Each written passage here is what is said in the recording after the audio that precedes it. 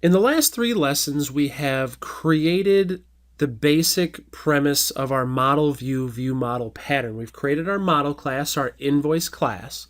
We created a very basic view using XAML, and we created our view model that really looked kind of like a mirror to the model class that we created earlier, with the exception of we have some custom logic going on in the setters here, and we haven't quite finished this up yet. So we have a couple to-dos here that we want to be able to notify the viewer, or notify really any subscribers that something here has changed, and that's ultimately the goal. Now, the way that we're going to do that within our view model is by using some special functionality that was added to the .NET framework to help facilitate this whole model view model, and ultimately to help the data binding between the XAML objects and view models, and that is an interface known as INotifyPropertyChanged. So when we've created this view model, we want this to implement INotifyPropertyChanged. Now this has a couple things that need to be implemented, so we'll come down to the bottom here and we'll paste those in.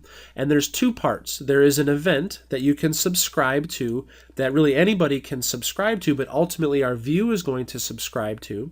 And then we have a special onPropertyChanged method here that's ultimately going to grab our handler, our onPropertyChanged handler, and then check to see if it's not null, to really just to make sure that somebody is subscribed to this. So if nobody is subscribed to this, then nothing will happen.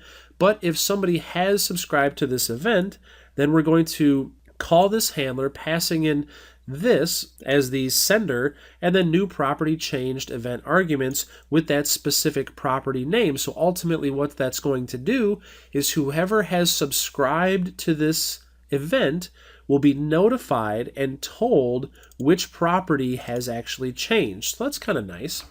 So we're going to go ahead and add this in. So when we come into our amount here, our amount property, we're going to return _amount. And when we actually set it, we can get rid of our to-do here, and we can say that we're going to set the amount.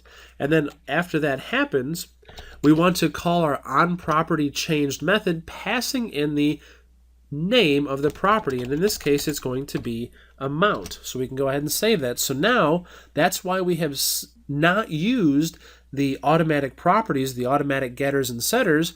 We're actually going to use custom logic so we can call this method. So this is a very integral part to actually creating these MVVM style applications with XAML, whether you're using Windows Phone or WPF or Silverlight or what have you. So we're going to do the same thing down here to the isPaid property. So once again, we're going to come in here and we'll say onPropertyChanged, and we'll pass in isPaid as the name of that property. So that's all we really have to do in order to start being able to wire these things together. Now there's going to be a little bit of special stuff going on here with pay as well, and we'll come back to that in the next lesson, but let's go ahead and see how this is going to affect what we've done so far with our view.